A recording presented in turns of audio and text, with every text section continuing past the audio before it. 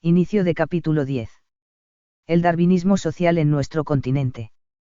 El cuestionamiento del pensamiento eurocéntrico, y del determinismo biológico ha sido una tarea difícil e incluso impensable. ¿Cómo podrá cuestionar la capacidad natural e intelectual del europeo, un ser inferior proveniente de un exótico continente lejano? Se llegó a creer que los países sudamericanos, tampoco debían cruzarse con razas inferiores, de lo contrario no se iba a producir una gran civilización en el continente. Gabriel Terra expresó abiertamente su desprecio por el criollo, y el indio. En el Brasil, tenemos el naturalismo de Arruda Furtado y su obra El hombre y el macaco, el médico y antropólogo Francisco Ferraz de Macedo, J.B. Lacerda, el sociólogo Euclides da Cunha y la rebelión de los canudos, el antropólogo Raimundo Nina Rodríguez, y su obra Las razas humanas y la responsabilidad del Brasil, Ladislau Neto, director del Museo Nacional de Brasil, el antropólogo Oliveira Martins, y su elemento de antropología. Historia natural del hombre, el antropólogo Gilberto Freire, y su obra Casa Grande e Senzala. En México, José Vasconcelos, el antropólogo Manuel Gamio, el economista Gilberto Loyo, Alfredo Saavedra. En Chile, el socialista Salvador Allende Gossens en su obra Higiene mental y delincuencia. En Argentina, Domingo Faustino Sarmiento, Alejo Pairet, José Ingenieros, Juan Bautista Alberdi, en sus bases y puntos de partida de la República Argentina, los uruguayos José Pedro Varela y Javier Gomensoro, entre muchos otros. Como vemos, allende al Atlántico, el darwinismo social de Spencer prolongó su influencia en el pensamiento intelectual. Artistas, filósofos, científicos, políticos y educadores como José Pedro Varela y Domingo Faustino Sarmiento, que, a pesar de sus aportaciones, continuaron creyendo la falacia de la superioridad racial del darwinismo social de Spencer. Las naciones de nuestro continente habían comenzado su proceso de independencia. Esta situación debía de ser fortalecida sobre todo en Uruguay, una nación pequeña, ya que su independencia continuaba siendo amenazada, tanto desde el interior como el exterior. La necesidad de fortalecimiento debía consolidarse por medio de la fuerza o por el desarrollo industrial y económico. En ese momento habitaba en el país una población numerosa y extranjera, inversores, cuyos intereses eran ajenos a la nacionalidad y a la economía de la joven nación. Si estos inversores no lograban satisfacer sus intereses, ya sea imposibilitados por los continuos conflictos intestinos, por la guerra civil bajo el gobierno de Lorenzo Batlle, se temía que atentaran contra las metas nacionales alcanzadas, y contra la población que se había separado políticamente de las potencias coloniales, ante las cuales, estos extranjeros se identificaban. El miedo a la intervención europea era constante. Se tenía la convicción que el progreso estaba obstaculizado por la interferencia y la contaminación con las razas inferiores no europeas, cuyo mestizaje con las razas superiores era considerada un sueño quimérico. Más allá de la importancia que ha tenido la reforma vareliana para el Uruguay, hemos de exponer brevemente la estructura de carácter del reformador José Pedro Varela, el cual tenía cierta ambivalencia respecto al poder. Por un lado, entiende que la colonización no siempre se ha hecho de una manera pacífica por el angloamericano, el francés y el español. Asimismo admite las crueldades y la muerte de Atahualpa, de Moctezuma, y el oprobio del nombre de Pizarro y de Cortés, pero a pesar de ello, consiente que esos no son más, en cierto modo, que actos de salvajismo individual, que pueden oponerse a lo de los indios mismos. Varela, 1964, página 155. Influenciado por la expansión del racismo europeo y estadounidense, insiste en que es necesario buscar en otra parte la causa de la desaparición gradual de los pieles rojas, y esa causa no puede ser sino la lucha por la existencia, que en el mismo medio hace desaparecer fatalmente la especie más débil ante la especie mejor dotada, la especie que no trabaja, ante aquella que trabaja, la especie, en fin, que tiene necesidad para vivir de una extensión demasiado grande de territorio, ante aquella a la que le basta una extensión reducida al mínimo. Varela, 1964, página 155.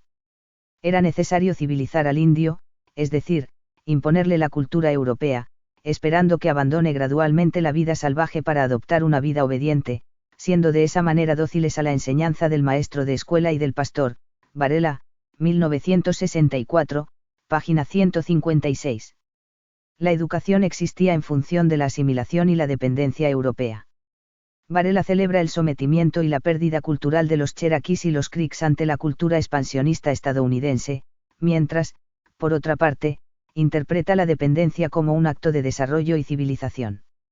Se opone a la lucha por la libertad, a la resistencia, y la defensa cultural contra el expansionismo, rechazando la decisión de los demás pieles rojas, que no parecen absolutamente querer seguir las huellas de sus inteligentes predecesores. Varela, 1964, página 157. Inspirados en la teoría de la supervivencia del más apto, europeos y americanos celebraban al mismo tiempo que el salvaje tenía que extinguirse paulatinamente debido a su propia naturaleza inferior, comparada con la superioridad racial del hombre europeo. Y la razón principal es siempre esa gran ley natural de la lucha por la existencia. Las dos razas, la roja y la blanca, no sabrían coexistir la una al lado de la otra. La una, se ha dicho, se desarrolla trabajando el suelo, la otra es destruida por no querer plegarse a esa cultura. Varela, 1964, página 157. Según Bagehot, las enfermedades del hombre europeo eran un mecanismo natural y biológico de la raza superior para eliminar a la raza inferior, lo que hoy entendemos como un arma química. Se entendía que la disminución de los salvajes, en los Estados Unidos se debía a las exigencias de esta ley natural. Los teóricos de estas ideas darwinianas, proyectaban su odio en la existencia de las naciones originarias. Hay entre las dos razas algo como una repulsión instintiva, como una antipatía natural que no permite a la una unirse fraternalmente a la otra. En toda la extensión de los Estados Unidos no se puede citar más que a un solo indio verdaderamente civilizado, es el general Parker, y aún este es mestizo. Lo que sucede con el piel roja, tiene que ver con el negro. En todos nuestros viajes no hemos oído citar más que un negro realmente instruido, que hablara y escribiera bien, es Leslie Geoffroy, que varios criollos vivos, aún han conocido. Era de la isla de Mauricio, mulato, aunque tuviera la piel y pelo negro, entendía en ciencias físicas y naturales, en topografía, y fue nombrado miembro corresponsal de la Academia de Ciencias de París. Este ejemplo es el único de ese género con que pueda arguirse, y aún nada prueba, puesto que el sujeto era de sangre mezclada. Varela, 1964, página 159. En el fondo, cautivo por la ideología eurocéntrica y racista, José Pedro Varela considera el sometimiento y los vínculos de dependencia, a la oposición y a la libertad. Una educación sumisa, subordinada, basada en un profundo desprecio por los incapaces e inferiores por causa de una ley natural que todo lo controla y por lo que él entendió y aceptó incondicionalmente como civilización, progreso y desarrollo, tal como lo había aprendido y aceptado sin atreverse a cuestionar estas ideas. No debemos dudar de la gran importancia que tuvo para el Uruguay la reforma vareliana. Sin embargo, nuestro reformador no pudo liberarse de ciertos pensamientos propios de su época y de su cultura. Esta realidad es la que todos nosotros de una manera u otra experimentamos. No le podemos pedir todo al reformador más crítico, ni al científico más iluminado, ni al político más revolucionario. No lograremos cuestionar totalmente determinados aspectos subterráneos de nuestra cultura, porque en cierta medida todos nosotros estamos implicados con una forma de interpretar al mundo y nuestra realidad, de tal manera que es muy difícil llegar a todos los aspectos inconscientes y paradigmáticos. No podemos cuestionar lo que no logramos percibir, algo que no ha pasado aún por el umbral de la conciencia. Sin embargo, lo que nosotros no logramos advertir, cuestionar y por lo tanto cambiar, las siguientes generaciones tendrán esa posibilidad por hallarse menos implicada emocionalmente. Las nuevas generaciones deberán valorar los alcances de las generaciones anteriores más allá de ciertos aspectos rudimentarios, porque gracias a los alcances anteriores, las generaciones posteriores se inspiraron para continuar el proceso de cambio. No tendrá la misma carga afectiva la de un historiador que investiga el Renacimiento que el que habla de un hecho histórico contemporáneo, propio de su tiempo y espacio con el cual estuvo profundamente involucrado, y cuyas emociones cobran intensidad. En la medida en que un hecho histórico esté enraizado afectivamente con situaciones presentes, aunque este hecho pertenezca a un pasado remoto, continuará produciendo ansiedad en el sujeto implicado. En la medida en que la ansiedad cobra mayor intensidad, la capacidad para interpretativa perderá profundidad analítica. Recordemos que solo podemos observar los acontecimientos en el observador. La producción de pensamiento crítico es fundamental para generar cambios sociales, sin embargo debemos tener en cuenta que esa crítica la estamos realizando desde una cosmovisión diferente. Si bien es cierto que no debemos emitir juicios de valor sobre la cultura observada, eso no impide la crítica de dicha sociedad.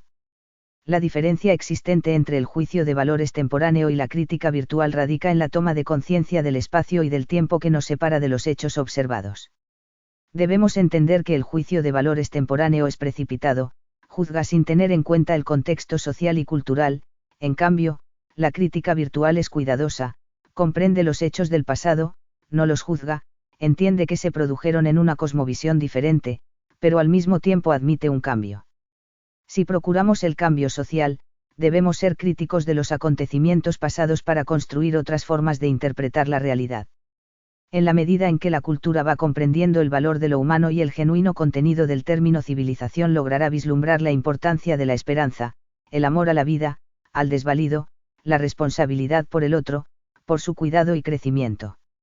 Debemos tener en cuenta que si hubiésemos vivido en un contexto social pasado, sería muy posible que hubiésemos tenido las mismas ideas que juzgamos duramente desde nuestro contexto social presente. De la misma manera, si nosotros pudiéramos mirar nuestro presente desde un futuro, nos transformaríamos en nuestros propios críticos. Aún en un mismo contexto social, no es posible el pensamiento uniforme. Gracias al pensamiento crítico se deben los grandes cambios sociales. La crítica de una cosmovisión ajena presentará menores resistencias contratransferenciales que ser críticos de la nuestra. El análisis hecho por un sujeto desde su propia cultura, le producirá mayor ansiedad, y por consiguiente menos posibilidades de entenderla, de descifrarla, interpretarla y describirla. Al estar más implicado por tratarse de su propia cultura, experimentará mayores angustias, resistencias contratransferenciales, deformando la interpretación de los hechos coetáneos, los cuales tienden a la distorsión. El tema de la superioridad racial, se transforma en el leitmotiv en el pensamiento de Domingo F. Sarmiento. El docente consideraba que las diferentes razas representaban etapas distintas de la evolución humana, o sea, se supone que la raza caucásica alcanzó un nivel biológico evolutivo muy superior a la raza indígena y en sentido lato, a todas las otras razas no europeas. Se suponía que esa raza superior combativa, debía necesariamente hacer desaparecer a la raza inferior, y que el hombre blanco europeo había vencido, imponiéndose sobre las demás razas inferiores. La conquista de América pudo lograrse porque una raza superior venció a otra raza inferior. Uno de los grandes errores cometidos, fue el de reducir lo que se consideró como progreso a cuestiones meramente tecnológicas. La sociedad no advirtió que ese progreso puede avanzar desde una dimensión tecnológica, y retroceder al mismo tiempo desde una dimensión ética, e incluso conducir a la humanidad hacia una catástrofe ecológica y bélica. No existe civilización autosuficiente que no tenga nada que aprender de otra, y al mismo tiempo, no hay ninguna civilización ignorante que no tenga nada que enseñar. Aún las civilizaciones carentes de tecnología, sin ferrocarriles, sin fortuna, no industrializadas pueden dejarnos una gran sabiduría y conocimientos. Tal vez, si Europa hubiese atendido y aplicado otras formas de pensamiento y de interpretar el concepto de progreso, quizás se hubiese ahorrado la devastación, y la muerte de millones de personas, en las grandes guerras del siglo XX. Según José Ingenieros, el cual escribe la introducción del libro de Sarmiento, Conflicto y Armonías de las Razas en América, afirma que las palabras del autor, parecen bajar de un Sinaí, son palabras que no pueden ser cuestionadas, deben ser aceptadas como verdades absolutas, leyes universales, casi religiosas. Es el progreso. El autor de Conflicto y Armonías de las Razas en América, escribe José Ingenieros, ha querido dar a la realidad histórica su verdadero valor para explicarse los extraños aspectos que presentan en su aplicación. A Sudamérica, las instituciones libres hecha para pueblos civilizados, dirían unos, cristianos, los apellidarán otros, pero en todo caso europeos, blancos herederos de las adquisiciones de los siglos. Obras, volumen XXV, página 347. En sus obras se percibe en Sarmiento, la influencia de Hegel, y Spencer. Con Spencer me entiendo, porque andamos el mismo camino. Obras, volumen XXV, página 332. Sarmiento parte de una creencia incuestionable y axiomática, que nuestras naciones originarias, que ya estaban asentadas antes de la llegada de los europeos, son una raza inferior al europeo, y por lo tanto deben desaparecer. El colonialismo ha construido un enemigo que le fue útil para justificar y racionalizar sus intervenciones expansionistas. Se convenció a sí mismo que el principal obstáculo para la expansión de la civilización europea y burguesa, estribaba en un conflicto de razas. El hombre blanco debía expulsar a las demás razas. El racismo científico ha sido construido como tal, y se proponía demostrar empíricamente que las razas no europeas contaminaban y obstaculizaban los inamovibles conceptos de civilización y de igualdad propios de la burguesía. Apropiándose de la teoría darwiniana de la selección natural, y aplicándola socialmente y nacionalmente, se llegó a la idea que es imprescindible eliminar al otro como único medio para lograr el progreso en la evolución humana. Este pensamiento no deja lugar para la solidaridad, la convivencia, el diálogo, la participación, el amor y la esperanza. Para Sarmiento los males de la Argentina y de todo el continente iban más allá de los errores políticos, estos se debían a la mestización gaucha de indígenas y españoles. Sarmiento, 1915, página 17, el eurocentrismo pedagógico de Sarmiento estaba fundamentado por un sentimiento de admiración y sometimiento ante la cultura estadounidense, al mismo tiempo que consideraba la cultura y la religión española como inferior. Sarmiento entiende que hay un notable contraste entre la colonización española e inglesa. Influenciado por Bucle y Tocqueville, considera a los gobernantes españoles como teocráticos, fanáticos religiosos, cuya metrópoli se había degenerado políticamente y moralmente. Esto se debe según Sarmiento a la inferioridad de la raza española frente a los elementos étnicos superiores del norte. Supone que la raza superior fue modelada por la religión protestante, en cambio, la raza inferior fue modelada por el catolicismo. Es decir, de la misma manera que Hegel, Sarmiento llega a la conclusión que el sur es inferior, y el norte superior. Hegel afirmaba que la historia se desarrolla del este hacia el oeste, y de norte a sur. El sur está fuera de la historia universal hegeliana. Para Sarmiento, la raza determina un tipo de estructura social.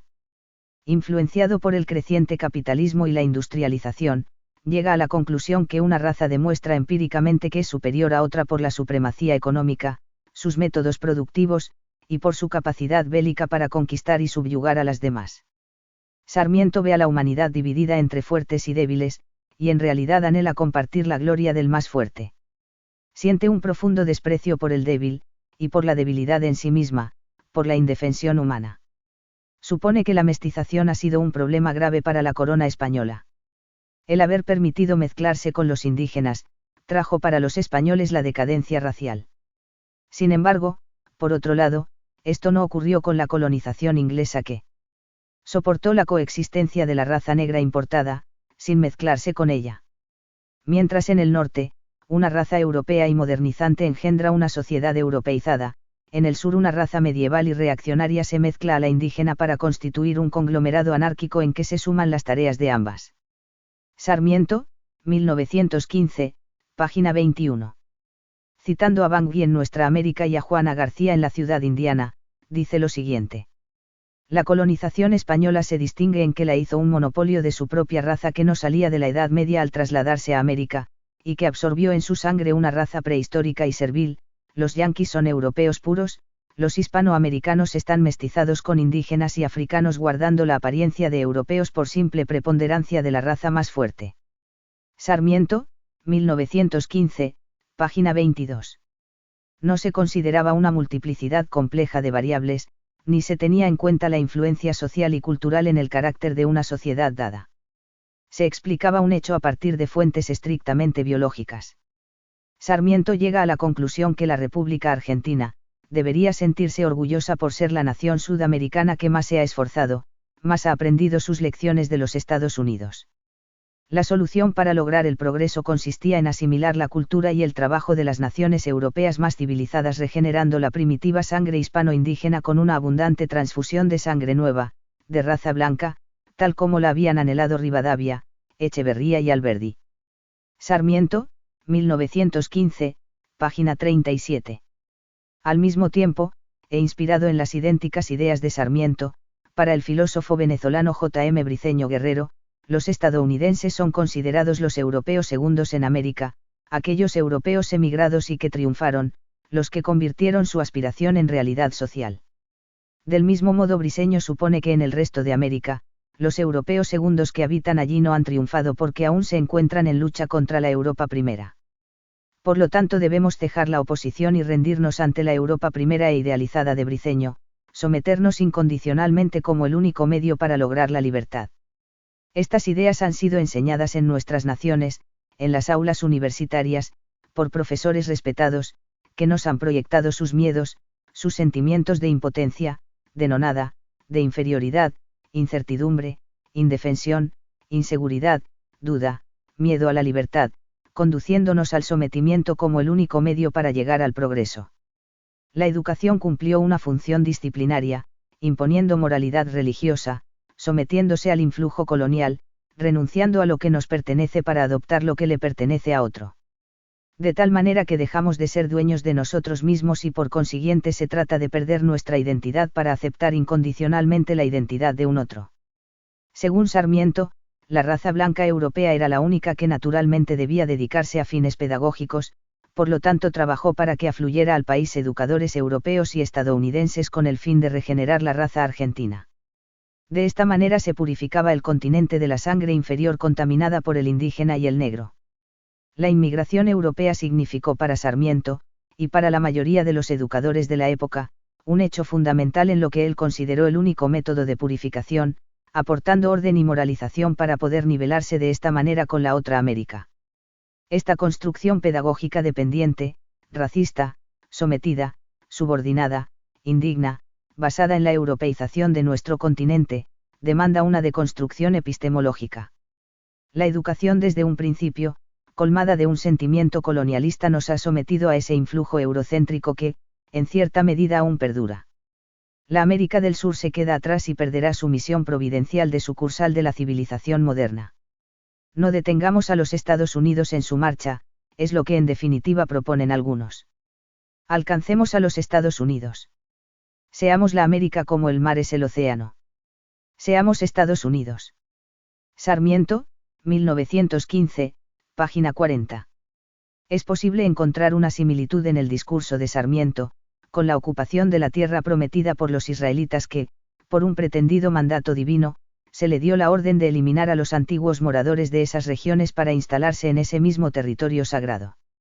Del mismo modo, la misión providencial y mesiánica del pedagogo procuró eliminar todo vestigio salvaje, pagano e impuro racialmente, mediante el intercambio sanguíneo con el europeo.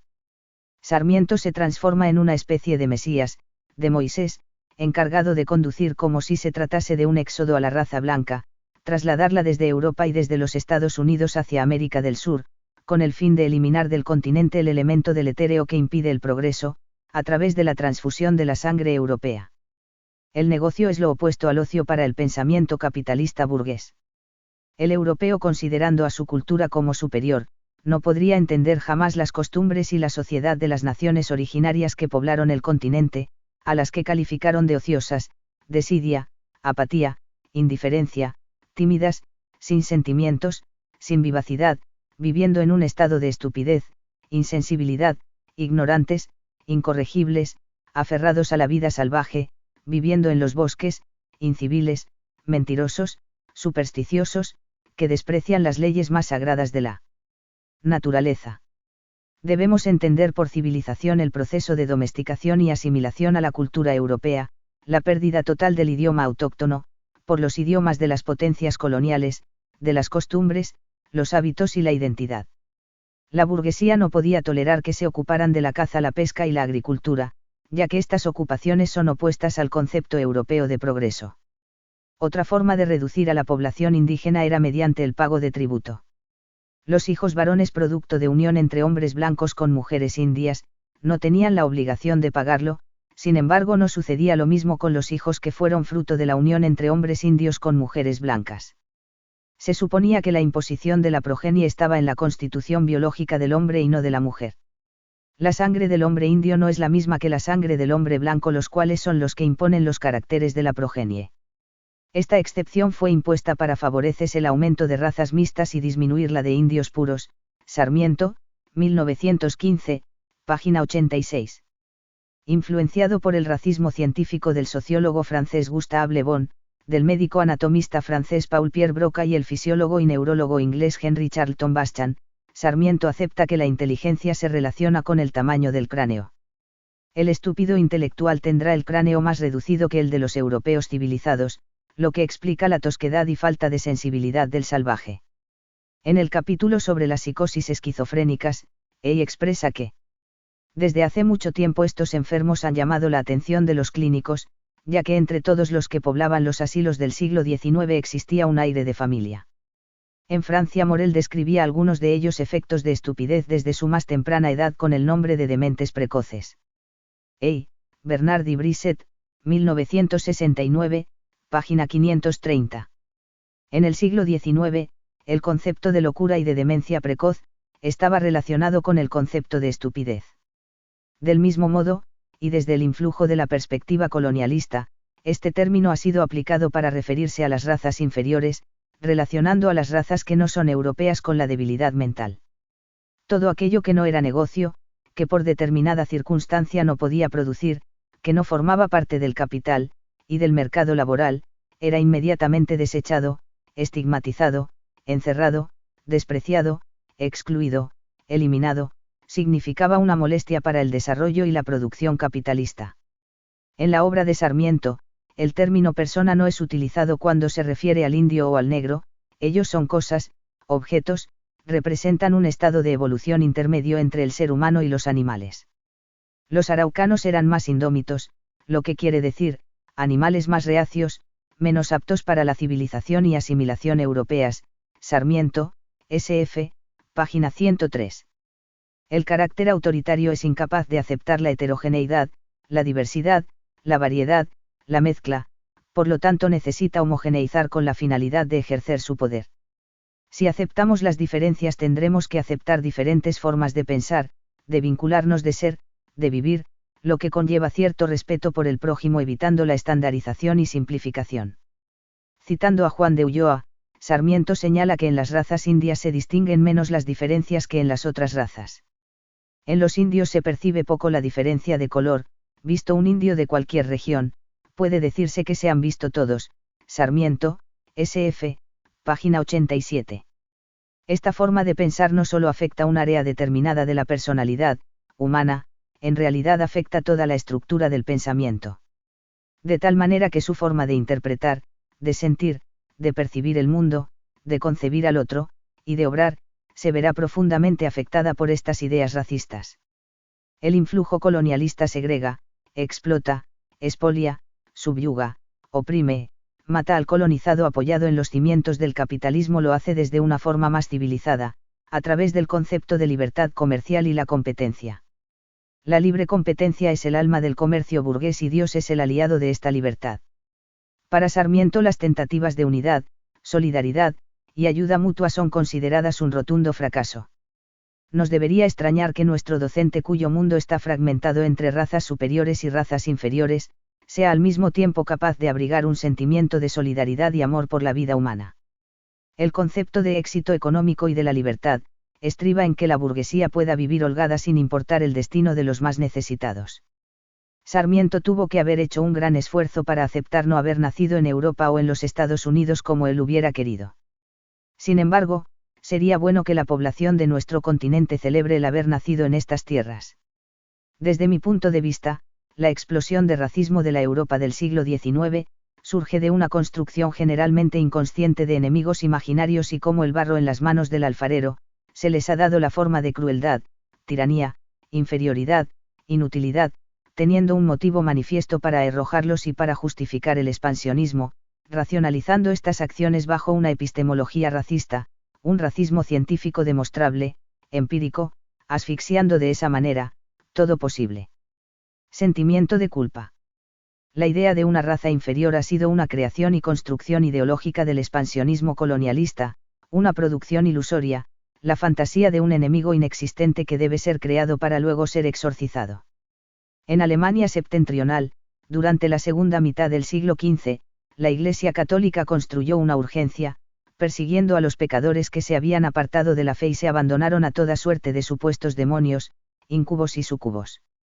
Se llegó a la convicción irrefutable que estos pecadores disidentes de la fe católica tenían la potestad de hacer daño a distancia, arruinar las cosechas, los frutos de los árboles y a los seres humanos, causar dolor, impotencia sexual, y dificultades para concebir, dañar a los animales, rebaños, viñedos, huertos, campos de pastoreo, el trigo, la cebada y cometer todo tipo de abominaciones.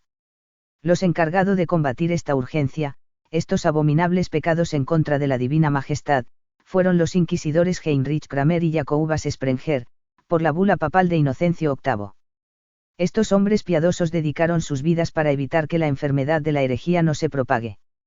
Miles de personas fueron asesinadas a filo de espada. Exiliadas, torturadas para hacerlas confesar sus pecados, y quemadas en la hoguera, la mayoría fueron mujeres. Todo esto para castigarlos, en forma proporcional a sus ofensas, Kramer y Sprenger, sin fecha. Kramer y Sprenger, de la misma manera que el clero, estaban persuadidos que tales acciones se hacían para el bien de la humanidad. Se suponía que lo que no era católico era herético, lo que no pertenecía a la única verdad monoteísta se consideraba pecaminoso, abominable, execrable, depravado, blasfemo. No había otra alternativa, o se sometían incondicionalmente a la única verdad absoluta, o se estaba contra ella. A pesar de la obediencia, aún así se corría el riesgo de muerte, porque las bases que se tenían en cuenta para evaluar al hereje eran difusas, absurdas, irracionales. Cualquier persona podía ser culpable de herejía, y como la culpabilidad era una construcción irracional, el dedo acusador señalaba en cualquier dirección con el fin de sacar un beneficio secundario de tal acción. El Santo Oficio castigaba estas abominaciones quemando sus posesiones, deportándolos a determinadas islas desiertas y todos sus bienes se vendían en subasta pública. Se procuraba la condena más allá de lo que la víctima crea o no. Se supone que existe un mal que debe ser exorcizado, por lo tanto es necesario construir una urgencia para encontrar ese mal, que en realidad no existe. Este proceso de construcción que hemos de llamar urgencia es inconsciente. Del mismo modo que el expansionismo inquisidor, el expansionismo colonialista construye sus urgencias. El concepto de razas inferiores o razas superiores es un constructo urgente. En realidad no existen razas superiores e inferiores salvo en la construcción del imaginario colonialista. Se construyen ideologías y doctrinas, se construyen enemigos, para extraer beneficios secundarios y esta construcción se erige bajo operaciones generalmente inconscientes, racionalizaciones, proyecciones, y otras operaciones psíquicas. Se arriba a la plena certidumbre de estar haciendo un bien a la humanidad, cuando en realidad, se procuran beneficios secundarios. Esto nos enseña la enorme influencia que tienen nuestras ideas, creencias y convicciones en nuestro modo de obrar. Podemos estar totalmente persuadidos de nuestras creencias, de lo que hacemos y sin saberlo, al mismo tiempo, estar profundamente extraviados.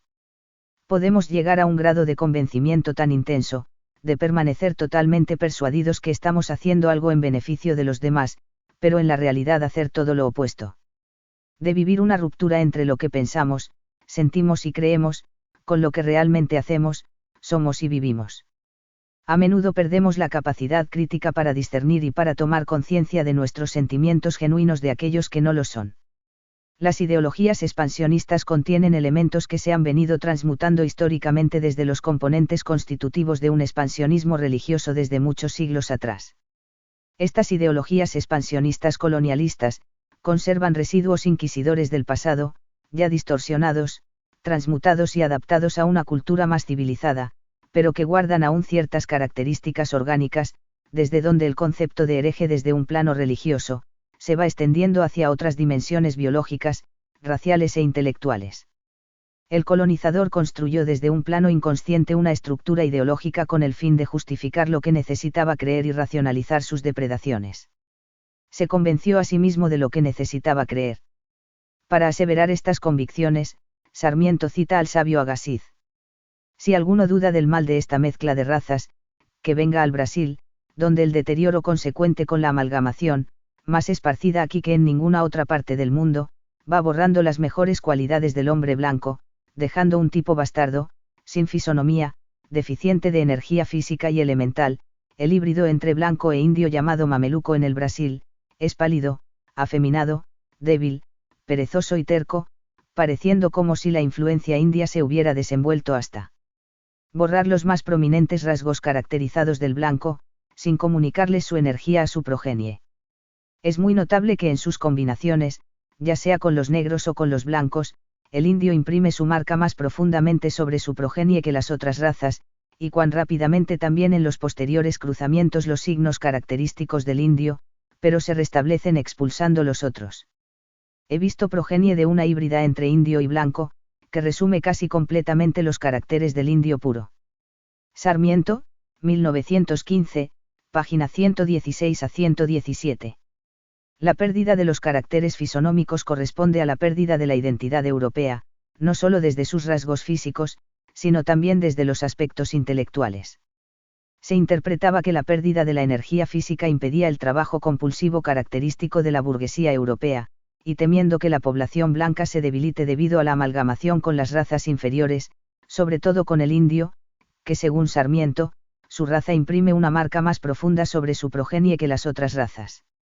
La energía física estaba relacionada con la producción y la capacidad para el trabajo. Si el cruzamiento de razas daba como resultado un sujeto afeminado, débil y pasivo, entonces su capacidad productiva se vería afectada. Un mundo capitalista debía contar con sujetos fuertes, no afeminados ni débiles, los cuales no son dignos para ese sistema. Del mismo modo que Sarmiento, José Pedro Varela estaba fuertemente influenciado por el colonialismo inglés protestante al cual admiraba y envidiaba, a tal punto que relaciona la capacidad bélica expansionista de una nación cualesquiera con su superioridad racial. Es decir, en la medida en que una nación se torna más agresiva, mortal, colonizadora, mayor será la superioridad racial de dicha nación sobre las demás. Pero, en la medida que esa nación poderosa y europea mezcle su sangre con la sangre de los salvajes, dicha nación perderá su capacidad agresiva, y con ello su capacidad expansiva. Por lo tanto, esa mezcla inapropiada terminará por apaciguar, atemperar, y dulcificar, a la raza pura europea, la cual, deberá ser agresiva si quiere continuar el proceso expansionista. Cabe destacar aquí que estas ideas no fueron un fenómeno particular del siglo XIX, porque en el siguiente siglo, tuvieron su expresión máxima en la ideología nazi.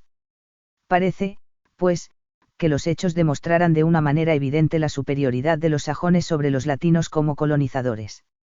No la habrán demostrado, en la Europa misma, en las aptitudes para el gobierno libre, para el progreso de la civilización. Y si reunimos en un haz común todas esas observaciones de detalle, y de las causas aparentes descendemos a buscar las causas reales, no llegaremos a encontrarnos con motivos de profunda meditación y de motivada alarma para el porvenir de los pueblos latinos, y especialmente de los pueblos hispanos, y más especialmente aún de los pueblos hispanoamericanos, que, en más o menos grande escala, han mezclado su sangre con la sangre decrépita de las razas aborígenes. No respondería al objeto que actualmente nos proponemos, ni nos sentimos habilitados para hacerlo con el saber que demandaría, el entrar a profundizar estas cuestiones, basta a nuestros propósitos el indicarlas ligeramente para dejar bosquejado el cuadro que nos habíamos propuesto trazar. Sarmiento, 1915, página 163.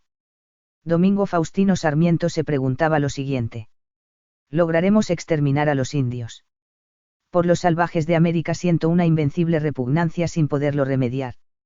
Esa canalla no son más que unos indios asquerosos a quienes mandaría colgar ahora si reapareciesen. Lautaro y Caupolicán son unos indios piojosos, porque así son todos. Incapaces de progreso, su exterminio es providencial y útil, sublime y grande. Se los debe exterminar sin ni siquiera perdonar al pequeño, que tiene ya el odio instintivo al hombre civilizado. Sarmiento, El Nacional, 25 de noviembre de 1876. No crea que soy cruel. Es providencial que un tirano haya hecho morir a todo ese pueblo guaraní, era preciso purgar la tierra de toda esa excrecencia humana. Domingo Faustino Sarmiento, 13 de septiembre de 1859. Entre los europeos y los árabes en África, no hay ahora ni nunca habrá amalgama ni asimilación posible, el uno o el otro pueblo tendrá que desaparecer, retirarse o disolverse, y amo demasiado a la civilización para no desear desde ahora el triunfo definitivo en África de los pueblos civilizados. Sarmiento, 1849. Como vemos aquí, no solo la historia, y las ciencias, también la docencia está contaminada por el pensamiento alienante, y fragmentario, característico de la detonación racista de la Europa decimonónica. Esta forma de interpretar la vida, no permite la solidaridad, la cooperación, la integración y el amor entre los individuos. Estas virtudes son ahogadas, y sustituidas por el aislamiento, la desconfianza, la impiedad y el odio. Las desigualdades entre los humanos justifican la opresión de unos hacia los otros.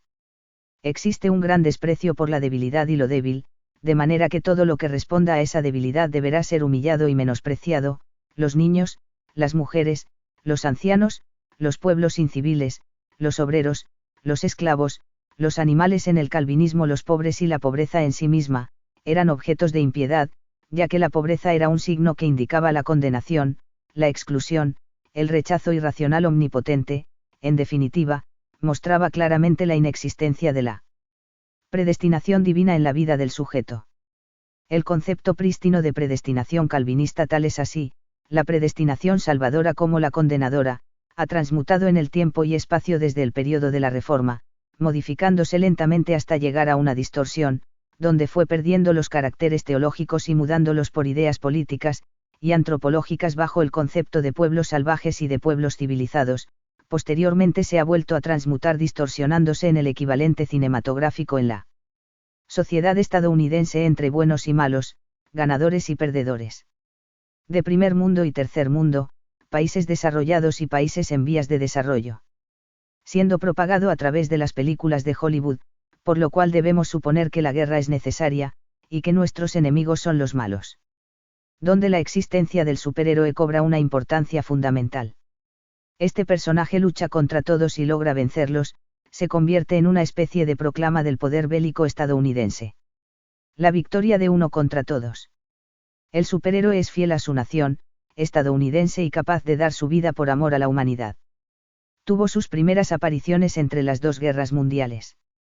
A menudo, cuando tiene que enfrentar a seres superiores, el superhéroe logra ingeniarse para salir vencedor, tras duros combates que generalmente ocurren al final de la historia.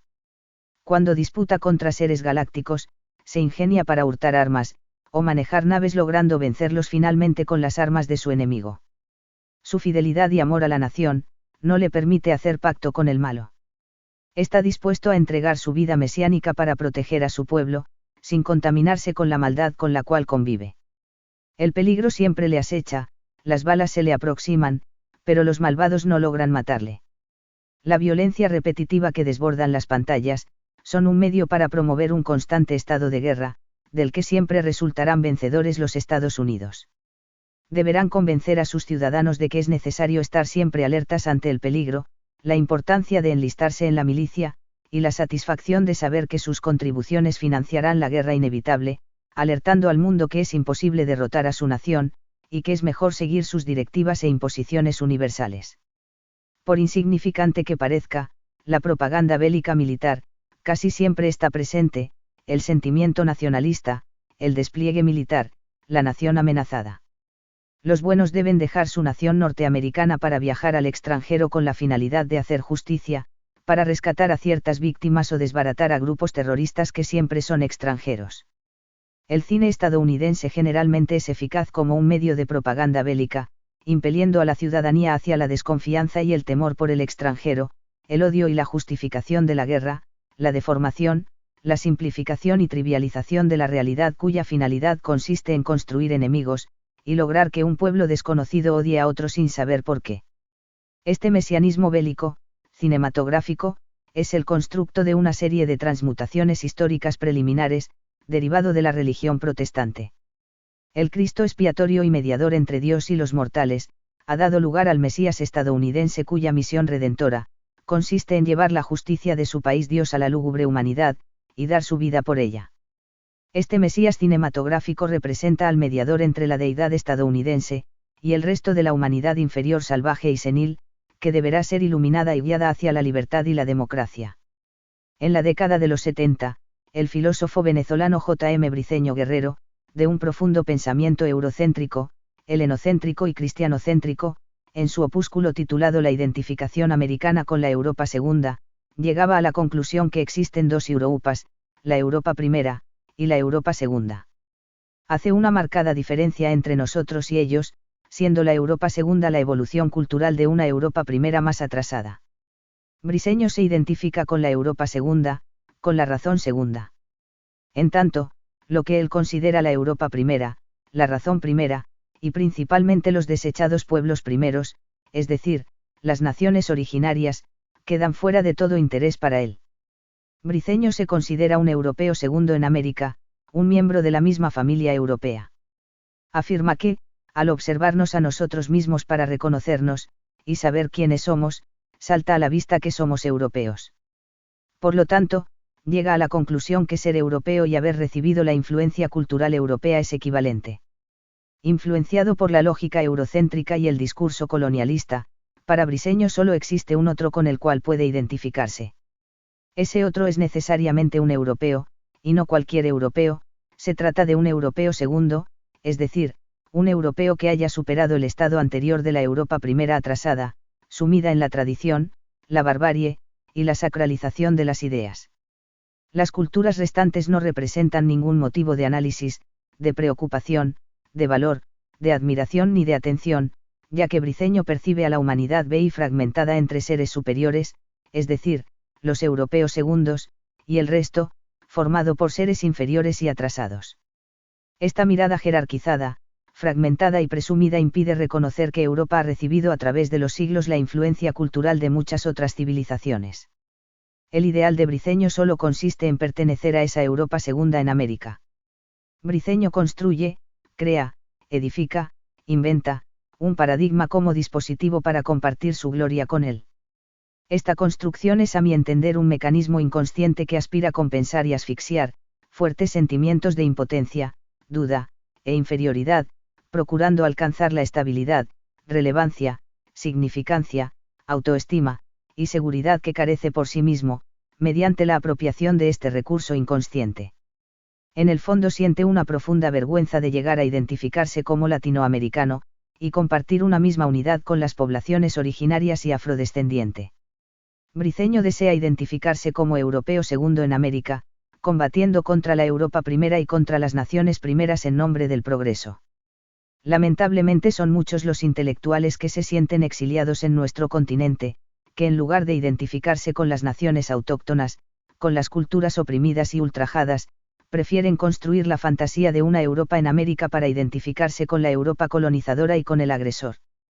Se supone que estos intelectuales que hacen alarde de la razón han de proteger al más desamparado, han de tener piedad por el pobre y la pobreza, han de compungirse ante la injusticia y el oprimido, han de ensalzar a las naciones originarias, a los primeros habitantes que poblaron estas tierras mucho antes de la llegada de los españoles.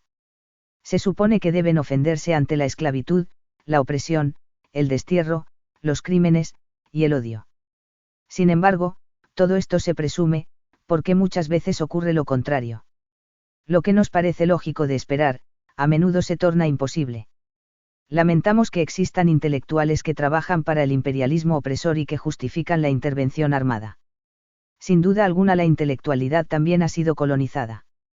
Pero más allá de todo esto, es lamentable que sus ideas no solo no son cuestionadas, sino respetadas, y sus personajes homenajeados y aún premiados desde Europa con los Cervantes, con el Nobel de la Paz, o de Literatura.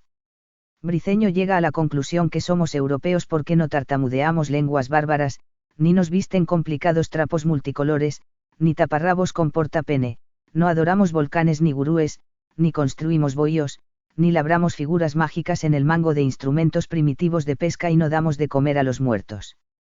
La ilusión de Briceño es la de creer que el mito solo caracteriza a los pueblos salvajes y que éste se ha extinguido con la razón segunda, en una Europa segunda donde se ha desacralizado totalmente el orden social tradicional, libre de supersticiones, civilizada, fundada en la razón y en el recurso heurístico. Sin embargo, esto no es real, porque el mito aún permanece en pie.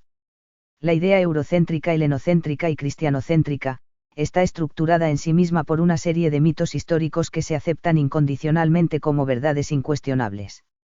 La imprescindible desacralización de la razón primera de Briceño, demanda una nueva desacralización y la desmitificación histórica de su razón segunda. El eurocentrismo abarca la filosofía, pero también el arte, la historia, la antropología, la sociología, los libros de texto, el pensamiento intelectual.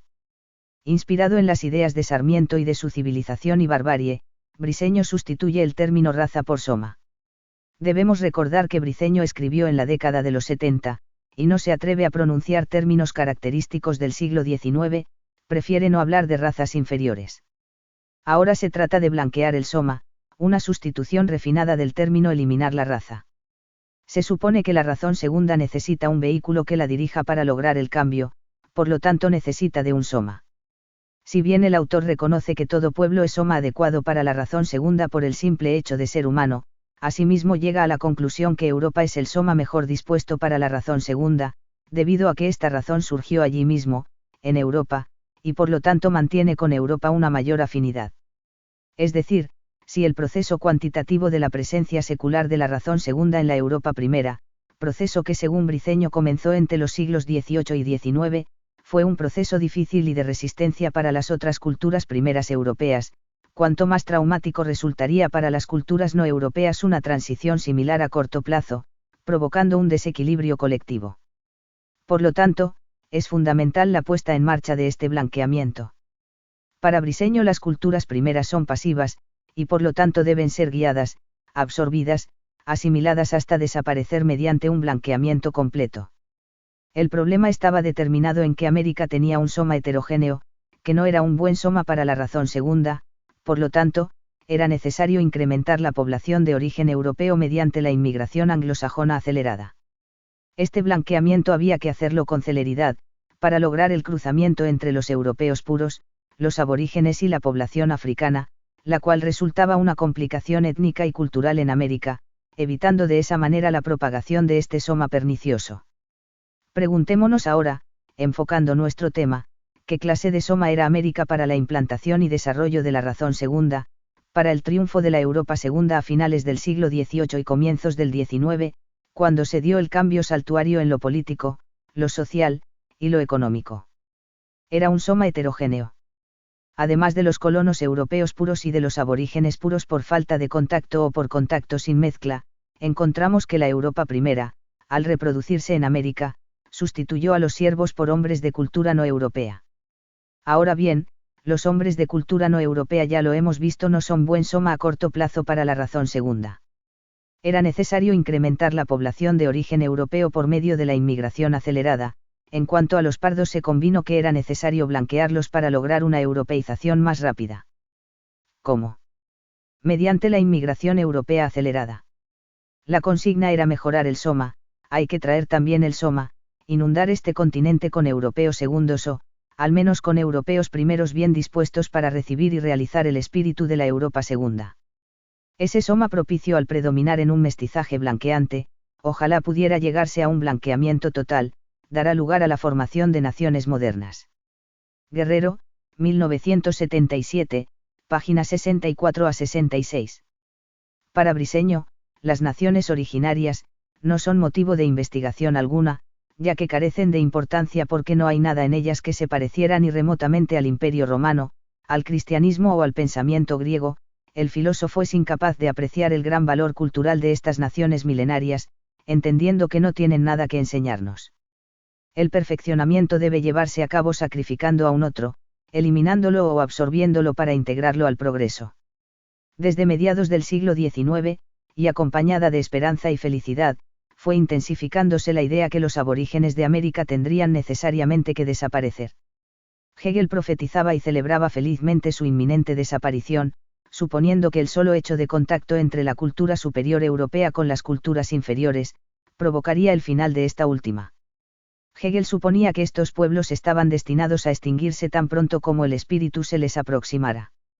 De la misma manera, como lo hemos visto que en El origen del hombre, Charles Darwin expresa ideas similares al afirmar que, cuando las naciones civilizadas entran en contacto con las bárbaras, la lucha es corta. Después de la Segunda Guerra Mundial, y de los actos brutales de racismo, si bien esta problemática continúa manifestándose intensamente, estos prejuicios axiológicos se maquillaron con cierta cautela, disimulo, y eufemismo. El blanqueamiento de la raza se convirtió en un posible método para la eliminación paulatina, mediante la inmigración masiva de europeos. Briceño toma esta idea de Sarmiento, el cual también habla de una transfusión de sangre nueva, de raza blanca, tal como lo habían anhelado Rivadavia, Echeverría y Alberdi, con la diferencia que el docente argentino desea exterminarlos, no se contenta con el blanqueamiento sino con la aniquilación. Sarmiento racionaliza el odio al afirmar que sus sentimientos representan en realidad un acto de amor. Que no tomaría la decisión de exterminarlos motivado por el odio, sino porque realmente ama demasiado a la civilización, y por lo tanto debe protegerla. Recordemos a José Pedro Varela, que citando a M.R. Simonín, afirma, que los salvajes de las praderas se extinguen ante la invasión del hombre civilizado. Varela, 1963. Las epidemias que trajeron los españoles al Nuevo Mundo y la propia inmunidad que en muchos casos estos experimentaron, fueron interpretadas durante el siglo XIX como hechos providenciales. Se creía que al tratarse de una raza superior, los europeos tenían el poder de contaminar y destruir a las razas inferiores sin sufrir las consecuencias. Es decir, como si estuvieran provistos de un arma biológica, ellos tenían la potestad de contagiar y aniquilar naturalmente a los salvajes. Carlos Martínez Durán afirma que la mayor parte de las epidemias y pestes fueron traídas al Nuevo Mundo por los conquistadores. En México, Yucatán y Guatemala hubo grandes pestes durante la conquista y durante los siglos siguientes, siendo muy difícil de establecer si las primitivas razas de América fueron azotadas de pestes. Sin embargo, los cronistas españoles nos refieren las grandes epidemias de Yucatán, México y Guatemala y su espantosa mortalidad, más tarde atenuada por las reacciones inmunológicas. Esto nos prueba que los indios no habían padecido de tales enfermedades, pues en este caso gozarían de relativa inmunidad y no hubieran muerto en forma tan terrible.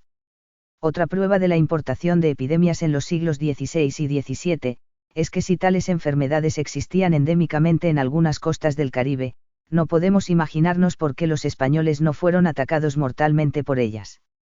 Tal es el caso de Cortés y sus expedicionarios, que no sufrieron de fiebre amarilla al atravesar lugares que después fueron focos de mortalidad espantosa.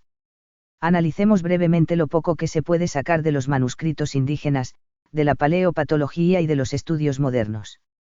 El libro de Chilam Balam de Chumayel habla de una epidemia de disentería que azotó a los mayas en una de sus peregrinaciones. El lugar donde sufrieron la enfermedad fue llamado Quiquil, que quiere decir lugar de sangre o ensangrentado. En el K.H.Lai del mismo libro, en un pasaje muy hermoso dice lo siguiente. Había en ellos sabiduría. No había entonces pecado. Había santa devoción en ellos. Saludables vivían. No había entonces enfermedad, no había dolor de huesos, no había fiebres para ellos, no había viruelas, no había ardor de pecho, no había dolor de vientre, no había consunción. Rectamente erguido iba su cuerpo entonces, cuando los españoles llegaron enseñaron el miedo y marchitaron las flores, para que su flor viviese. Durán, 1964, página 105. Los mitos han sido el material básico usado para la construcción estructural histórica donde se sostiene todo el endeble edificio del colonialismo.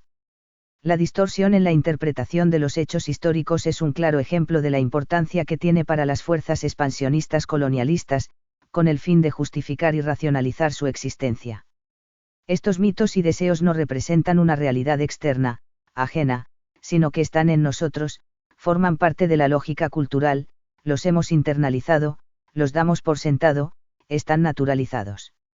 La crítica del mito histórico genera miedo al cambio, resistencias, y una intensa amenaza hacia la identidad, y el poder político que se ha erigido gracias a él. El poder político, religioso, y las mismas naciones han sido fundados a través de la edificación del mito.